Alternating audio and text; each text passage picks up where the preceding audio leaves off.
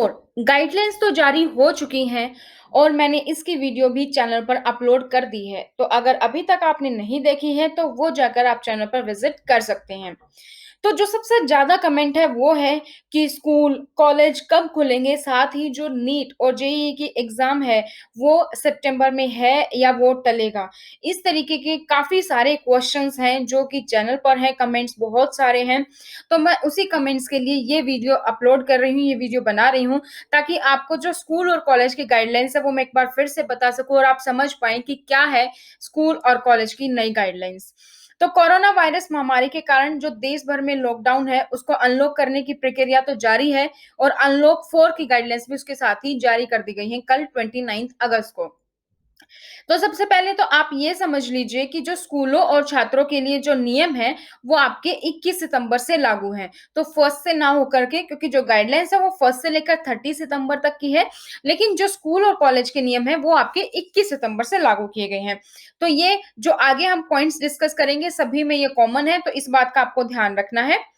राज्य और केंद्र शासित प्रदेश, चाहे आप किसी स्टेट से हैं, चाहे आप किसी यूटी से हैं, 50% तक आपका शिक्षण या गैर शिक्षण यानी कि टीचिंग और नॉन टीचिंग स्टाफ को आप ऑनलाइन टीचिंग के लिए, टेली काउंसलिंग के लिए या उससे संबंधित कार्यों के लिए एक समय में स्कूल में बुला सकते हैं।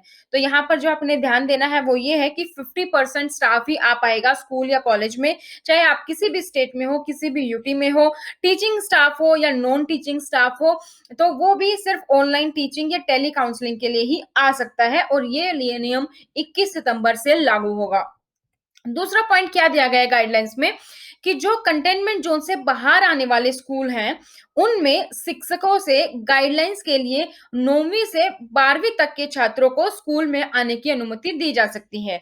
तो क्लास 9 से लेकर क्लास 12 तक के स्टूडेंट स्कूल में आ सकते हैं, पढ़ने के लिए नहीं, बल्कि सिर्फ गाइडलाइंस लेने के लिए, कुछ सलाह-मशवरा करने के लिए, कुछ उनके डाउट्स हैं वो पूछने के लिए, वो स्कूल्स में आ सकते हैं। लेकिन इस बात का भी आपको ध्यान रखना है कि आपका एरिया कंटेनमेंट ज़ोन से बाहर होना चाहिए, आपका एरिया कंटेनमेंट ज़ोन ना हो। लेकिन उसके लिए भी आपको अपने माता-पिता या अभिभावक यानी आपके पेरेंट्स या गार्जियन की लिखित सहमति होना ज़रूरी है। ये बात आपको ध्यान रखनी है। जब आपके पेरेंट्स और गार्जियन आपको परमिशन देंगे तभी आप स्कूल में जा सकते हैं 9 टू 12 तक के स्टूडेंट सिर्फ।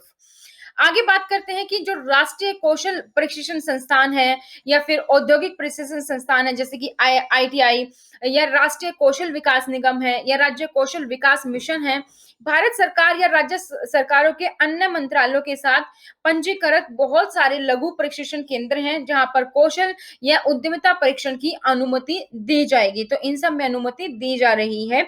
चाहे आपका काफी सारे बनाए थे जैसे स्किल डेवलपमेंट के लिए गवर्नमेंट ने बनाए हुए हैं तो वहां पे आईटीआई के लिए तो ये सब आपकी अनुमति दी जा रही है आपको। और किसको अनुमति दी जाएगी? राष्ट्रीय उद्यमिता और लघु व्यवसाय विकास संस्थान यानी कि एनआईईएसबीयूडी, भारतीय उद्यमिता संस्थान यानी कि आईआईई और उनके प्रशिक्षण प्रदाताओं को भी अनुमति है। ये सभी नियम 21 सितंबर से लागू होंगे। अब बात कर लेते हैं उच्च शिक्षण संस्थानों की।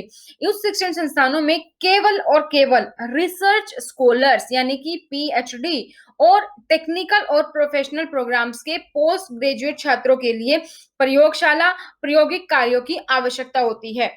तो उच्च शिक्षा विभाग यानी कि डीएचई डिपार्टमेंट ऑफ हायर एजुकेशन द्वारा गृह मंत्रालय के परामर्श से स्थिति के मूल्यांकन के आधार पर ही आपको गृह मंत्रालय से पहले परामर्श करनी होगी, फिर आप राज्य या केंद्र शासित प्रदेशों में कोविड 19 की घटनाओं को ध्यान में रखते हुए ही अनुमति दी जाएगी। ये उच्च शिक्षण संस्थानों में हम पीएचडी की बात कर रहे हैं, सिर्फ उन्हीं के लिए पीएचडी या टेक्निकल और प्रोफेशनल प्रोग्राम के पोस्ट ग्रेजुएशन स्टूडेंट्स के लिए है ये सिर्फ।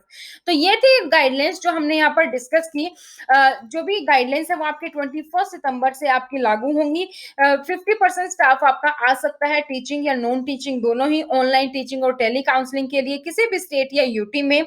उसके साथ ही अगर आप कंटेनमेंट जोन से बाहर हैं, 9वीं से 12वीं कक्षा के छात्र जा सकते हैं स्कूल में सिर्फ गाइडलाइंस के लिए, वो भी माता-पिता और अभिभावक की लिखित सहमति के बाद। आपके काफ़ी सारे गवर्नमेंट, भारत सरकार या राज्य सरकार द्वारा काफ़ी सारे निगम से काफ़ी सारे मिशन्स हैं, जो चलाए जाते हैं कौशल और उद्यमिता प्रशिक्षण के लिए, उनको अनुमति दी गई है।